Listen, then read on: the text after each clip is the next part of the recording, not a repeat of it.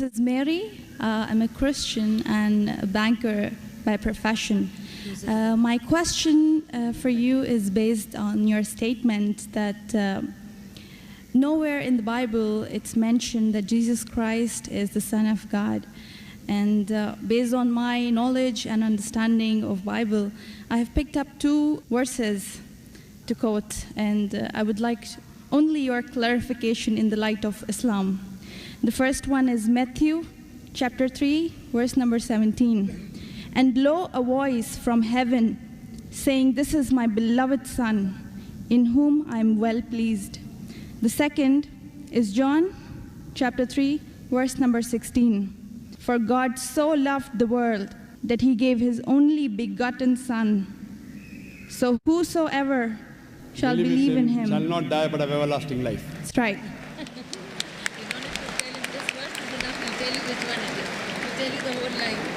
Sister, just to correct your statement, you made a question saying that I said that nowhere in the Bible it says that Jesus is Son of God. I never said that nowhere in the Bible is it mentioned that Jesus is Son of God. I said there is not a single unequivocal statement in the complete Bible. There is not a single unambiguous statement in the complete Bible where Jesus Christ, peace be upon him, himself says that I am God, or where he says worship me. I never said the Bible does not say Jesus is Son of God. What I said, there is not a single unambiguous statement, not a single unequivocal statement in the complete Bible where Jesus Christ, peace be upon him, himself says that I am God, or where he says worship me. If you point out any such two statements, I'm ready to accept Christianity. If your question assumes that Son of God means Jesus is God, very well I'll reply to your question. Many Christians think that just by the statement Son of God means Jesus is God. Sister, do you know in the Bible, Adam is Son of God, Ephraim is Son of God, Israel is Son of God. God has got sons by the tons in the Bible. That means you haven't read your Bible, sister. So do you mean to say all of them are gods? Is Adam God? Is Ephraim God? Is Israel God? No. Son of God, sister, is a statement used if you read Romans chapter number 8, verse number 14. All those that are led by the Spirit of God, they are sons of God. Means if you follow the commandment of God, if I follow the commandment of God, I am a son of God. In this way, undoubtedly, Jesus Christ, peace be upon him, verily is the most beloved Son of God. Meaning, he is following the commandment of God. I have got no problem at all. If you say Son of God means persons who follow the commandments of God, like it's mentioned in Romans, all those who are led by the Spirit of God, they are sons of God. If I follow the commandment of God, you follow the commandment of God, we are called children of God. Very innocent statement, no problem. So as far as your Matthew is concerned, 3:17 I have clarified. Now coming to your second quotation of Gospel of John chapter 3 verse number 16. But what the Christian missionaries say, no, brother Zakir, Jesus Christ, peace be upon him, is not a normal son. He is the begotten Son of God. And they quote Gospel of John, chapter number 3, verse number 16. For God so loved the world that he gave his only begotten Son. Whosoever believeth in him shall not die, but have everlasting life. Sister, simple question. What is the meaning of the word begotten?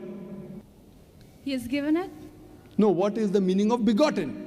He has given his Son to the people. No, sister. Begotten doesn't mean he's given his son. You know English, I know English. Your English is, mashallah, very good. Begotten doesn't mean he's given his son. If I say you have begotten a son. Sorry to interrupt. Don't give metaphorical meaning. English. I'm not a scholar. You're not a scholar, but your English is very good. I'm a layman person. And but sister, your English is very... If I say you have begotten a son, what does it mean? That means you have had sexual relationship with your husband and you begot a son. Begetting is a function of lower animals of sex. How can I attribute this function to Almighty God? Who did God have sex with? Who? That's the reason the scholars of Christianity, if you read the Revised Standard Edition, Revised Standard Version of the Bible, revised by 32 scholars, Christian scholars of the highest eminence, backed by 50 different corporate denominations, they say this word begotten in Gospel of John, chapter number 3, verse number 16, is an interpolation, is a fabrication, is a concoction, and they're thrown out of the Bible. So if you read the Bible, If you read the Revised Standard Version, it is the bestseller in the world.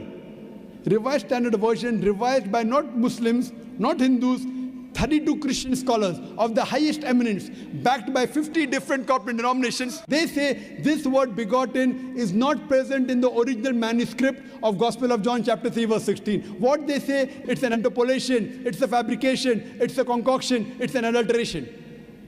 So Jesus is just like a son. Like Adam was son of God, Ephraim was son of God, Israel was son of God. He's a prophet of God. So I've got no problem in accepting that verily Jesus Christ, peace be upon him, was a prophet and a messenger of God, but he was not God. Hope that answers the question, sister. So now, sister.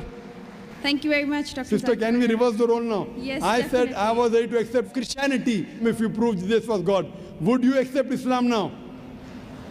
Would you agree that Jesus is the prophet of God? I have still a few more things to clarify. You're most welcome, sister. Why do Muslims refrain from the statement, Son of God? Why? Yes. If I answer the question, will you accept Islam? Well, it's not a compulsion. I think we have a huge population of Muslims in the world. We need believers. We do not need only Muslims by name. Yes, so we want Muslim by deed. So we want to become Muslim by deed, not by name. Sister, okay, coming to your question, that why do Muslims refrain from using Son of God as a phrase? Very good question.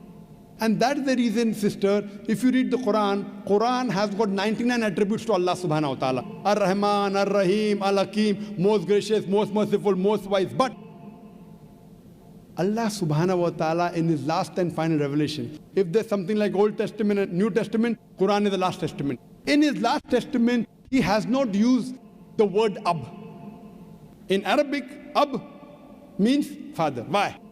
He has used the more difficult word Rab. Rab is more difficult to pronounce than Ab, which means the Lord, the cherisher, the sustainer. He has used Rab as attribute but not Ab. Why? Because in the previous revelation which were changed, Bible is the changed form of the Injil. People have misunderstood the meaning of Son of God. They started thinking to be begotten son. For example, if I tell, young son, beta tumne acha sawal pucha. Son, you have asked a very good question. If a son asked a question of the age of 10, son, you have asked a very good question. But if I say, you begotten son, you have asked a very good question, he may punch me. He will not say, oh, Zakir is elderly, he may punch me. That means I'm abusing his mother. If I say, my begotten son, he'll get angry. I'm insinuating that I had sex with his mother. So son is innocent word. Begotten son is not innocent. Same way, the son is a very good word, but people started misunderstanding. So to remove this confusion, that's the reason the Quran does not use the word father as attribute to Almighty God. Otherwise, it's a good word. So same way, we refrain from using Son of God because people start thinking that he's God.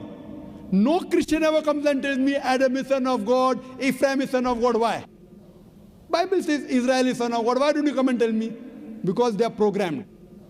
No Christian has come and told me that the Bible says Ephraim is son of God. No, why?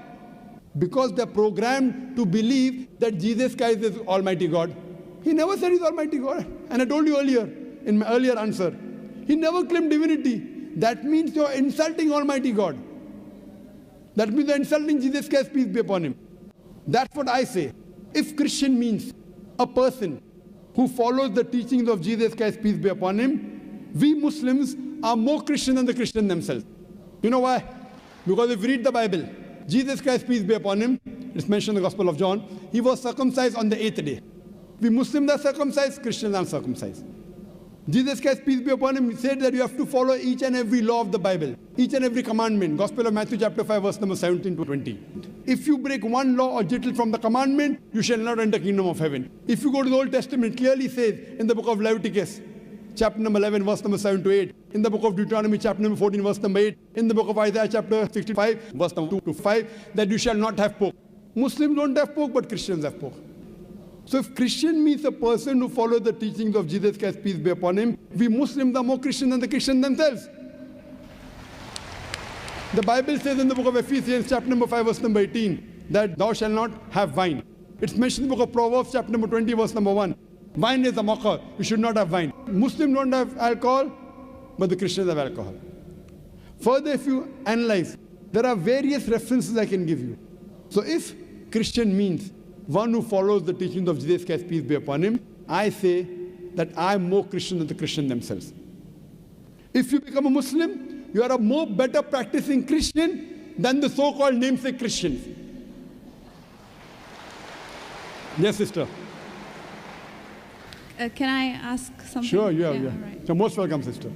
I would not like to cross-question or criticize your statement. Sister, you're most welcome to cross-question me. You're most welcome to criticize me. I love it. Unless a person doesn't cross-examine. See, suppose I want to prove something. If I say this is the best, I want to check it out whether it's best or not. That's right. Because a logical person, so please, sister, cross-examine me, criticize me, attack me. Once you're convinced, then you accept it. Yes, sister, go ahead. I will definitely not intend to do something like this. The object of questioning more is to know more so that I know what I follow is right. That's all. Thank you very much. Sister can ask any question, no problem. You're most welcome.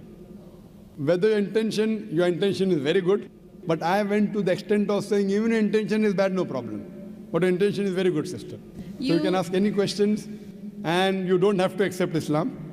No one can force you. Quran says, La ikraha fid deen. There's no compulsion in religion. Truth stands out clear from error. So don't think that if I answer a question, you have to accept. On the day of judgment, only give the evidence that I gave you the answer. Yes, sister. Any questions? Thank you very much. Yes, sister. You said that we Muslims are better Christians than the actual Christians. So the complete statement I made, if Christian means a person who follows the teachings of Jesus Christ, peace be upon him, we Muslims are more Christian than the Christians themselves. Yes, sister, your question. But this is not a layman statement. Do not have a specialized knowledge of Islam and as well as Christianity. And you can ask the doctors of divinity whether I'm saying is right or wrong. Yes, sister. Thank you very much, Dr. Zanak. So what is the question then? That was my question, that why did you mention that we Muslims are better Christians than the actual Christians? When I said that, why did I say that? I think this is beyond my thinking, that why would a Muslim call himself a Christian? No, correct. Why? Because we love Jesus Christ, peace be upon him. We love him more than you. We love him, we respect him, we revere him, but we don't worship him. The reason I said this because I love Jesus Christ, peace be upon him. I respect him, I revere him, but I don't worship him. Because he never told me to worship him. If he would have told me to worship him, I would have worshipped him. So that's the reason I say, if Christian means a person who follows the teachings of Jesus Christ, peace be upon him, I'm more Christian than the Christians themselves. Because I love Jesus Christ, peace be upon him. I respect him, I revere him, but I don't worship him. So hope that answers the question, sister. Thank you very much.